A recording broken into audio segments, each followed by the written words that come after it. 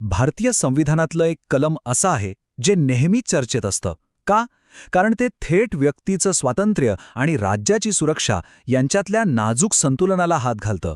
आणि ते कलम आहे कलम 22. चला तर मग आज आपण याच गुंतागुंतीच्या पण तितक्याच महत्त्वाच्या कलमाचा अर्थ उलगडून पाहूया. तर मग सुरुवातच करूया एका अशा प्रश्नाने जो आपल्याला विचार करायला लावेल.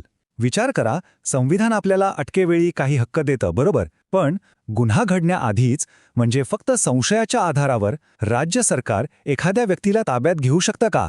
हा प्रश्नच आपल्याला थेट कलम 22च्या केंद्रस्थानी घेऊन जातो. याच प्रश्नाच्या उत्तरात या कलमाचं सार दडलेलं आहे. ठीक आहे, तर या कलमाचे 2 मुख्य भाग आहेत. आपण पहिल्या भागापासून सुरुवात करूया. हा भाग बोलतो अशा अटकेबद्दल जी आपल्याला साधारणपणे माहीत असते. याला कायद्याच्या भाषेत म्हणतात दंडात्मक स्थानबद्धता किंवा प्युनिटिव्ह डिटेन्शन. म्हणजे जेव्हा सामान्य कायद्यानुसार एखाद्याला अटक होते तेव्हा त्याला कोणतं संरक्षण मिळतं हे हा भाग स्पष्ट करतो. आता दंडात्मक स्थानबद्धता म्हणजे नेमकं काय? अगदी सोपं आहे. जेव्हा एखादा गुन्हा घडतो आणि त्या गुन्ह्यासाठी एखाद्या व्यक्तीला अटक केली जाते तेव्हा त्याला आपण दंडात्मक स्थानबद्धता म्हणतो. इथे उद्देश काय आहे? तर शिक्षा देणं. ही कारवाई गुन्हा घडल्यानंतर होते, आधी नाही.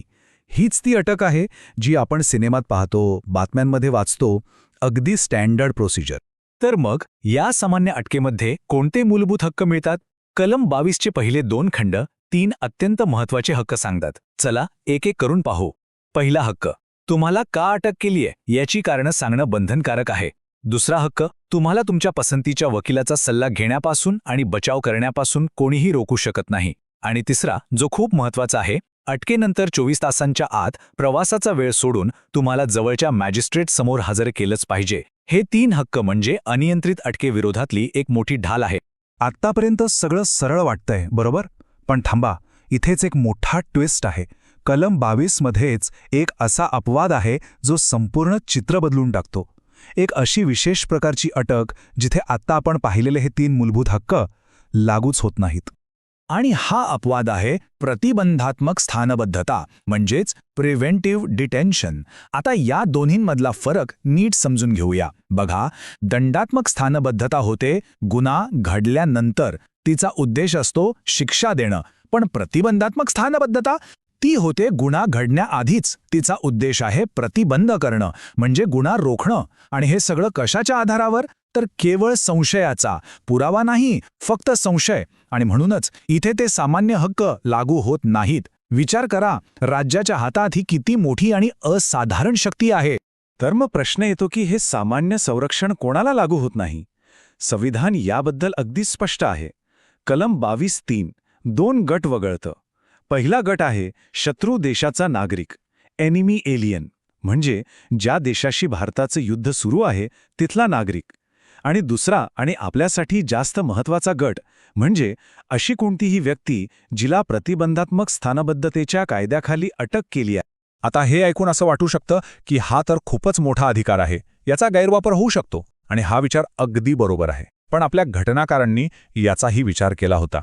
त्यांनी राज्याला ही शक्ती दिली, पण ती अमर्याद नाही. या शक्तीवर काही अत्यंत महत्त्वाची घटनात्मक बंधनं म्हणजे सेफगार्ड्स टाकलेले आहेत. यातला पहिला आणि सगळ्यात मोठा सेफगार्ड आहे वेळेची मर्यादा. कायदा काय म्हणतो? कोणत्याही व्यक्तीला प्रिव्हेंटिव्ह डिटेन्शनमध्ये 3 महिन्यांपेक्षा जास्त काळ डांबून ठेवता येणार नाही. पण थांबा, यात एक अट आहे. 3 महिन्यांपेक्षा जास्त ठेवायचा असेल तर त्यासाठी एका बाह्य संस्थेची परवानगी लागेल. आणि ही बाह्य संस्था म्हणजे सल्लागार मंडळ किंवा ॲडवायझरी बोर्ड. आता हे मंडळ म्हणजे काही सरकारी समिती नाही. यात उच्च न्यायालयाचे न्यायाधीश किंवा न्यायाधीश होण्याच्या पात्रतेचे लोक असतात. सरकारला जर कोणाला 3 महिन्यांपेक्षा जास्त काळ ताब्यात ठेवायचं असेल तर त्यांना या मंडळासमोर आपलं सगळं प्रकरण मांडावं लागतं. मग हे मंडळ ठरवतं की सरकारकडे त्या व्यक्तीला डांबून ठेवण्यासाठी पुरेशी कारणं आहेत की नाहीत. म्हणजे एक प्रकारे हे सरकारच्या अधिकारांवर एक महत्त्वाचं ज्युडिशियल चेक आहे. बरं, मग या व्यक्तीचे सगळेच हक्क जातात का? नाही, तसंही नाही. जरी पहिले 3 हक्क लागू होत नसले तरी इथेही काही संरक्षण आहे. पहिलं, त्या व्यक्तीला तिच्या अटकेची कारणं कळवली पाहिजेत. दुसरं, तिला त्या आदेशाविरुद्ध दाद मागण्याची म्हणजे रिप्रेझेंटेशन करण्याची लवकरात लवकर संधी दिली पाहिजे. पण इथे एक मोठा पण आहे. कलम 6 सरकारला एक अधिकार देतं. जर सरकारला वाटलं की काही माहिती उघड करणं हे सार्वजनिक हिताच्या विरोधात आहे, तर ती माहिती देण्यास सरकार नकार देऊ शकते. संविधानाने तर हे सेफगार्ड्स दिलेच आहेत, पण या व्यतिरिक्त आपल्या न्यायव्यवस्थेने, विशेषतः सुप्रीम कोर्टाने या अधिकाराचा गैरवापर होऊ नये यासाठी खूप महत्त्वाची भूमिका बजावली आहे. आणि जेव्हा आपण अटकेसंदर्भातल्या हक्कांबद्दल बोलतो तेव्हा एका केसचा उल्लेख केल्याशिवाय आपण पुढे जाऊच शकत नाही. ती म्हणजे डी.के. बसू विरुद्ध पश्चिम बंगाल राज्य 1997ची लँडमार्क केस. या केसमध्ये झालं काय, तर कोठडीत होणारा हिंसाचार आणि मृत्यूच्या वाढत्या घटना लक्षात घेऊन सुप्रीम कोर्टाने स्वतःहून पुढाकार घेतला. कोर्टाने अटक आणि स्थानबद्धतेच्या प्रत्येक प्रकरणासाठी काही अत्यंत कठोर आणि बंधनकारक मार्गदर्शक तत्त्वे तयार केली.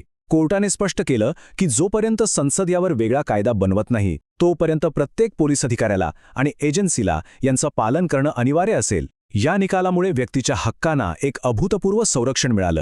ठीक आहे, आपण आतापर्यंत दंडात्मक आणि प्रतिबंधात्मक स्थानबद्धता, त्यातले हक्क, अपवाद आणि सुप्रीम कोर्टाची भूमिका हे सगळं पाहिलं. आता वेळ आहे पुन्हा आपल्या मूळ प्रश्नाकडे परत येण्याची. आठवतंय प्रश्न काय होता? प्रश्न होता, राज्य केवळ संशयाच्या आधारावर गुन्हा घडण्याआधी एखाद्याला ताब्यात घेऊ शकतं का? आणि या सगळ्या विवेचनानंतर याचं स्पष्ट उत्तर आहे, होय, घेऊ शकतं. पण, आणि हा पण खूप महत्त्वाचा आहे, ही शक्ती अमर्याद, अनियंत्रित नाही.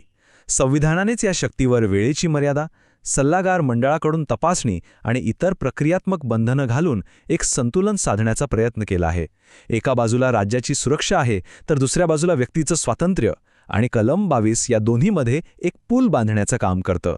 आणि शेवटी मी तुम्हाला एका मोठ्या प्रश्नासोबत सोडून जात आहे, ज्यावर आपण सर्वांनी विचार करायला हवा. प्रतिबंधात्मक स्थानबद्धतेसारखा कायदा जो संशयावर चालतो, तो खरंच राष्ट्रीय सुरक्षेसाठी एक आवश्यक साधन आहे का? की मग तो वैयक्तिक स्वातंत्र्याच्या त्या मूलभूत तत्वावरच एक मोठा आघात आहे, एक घटनात्मक विरोधाभास आहे? याचं उत्तर सोपं नाही, आणि ते कायद्याच्या पुस्तकांपेक्षा जास्त आपल्या लोकशाहीच्या मूल्यांवर होणाऱ्या चर्चेत आणि विचारमंथनात सापडेल.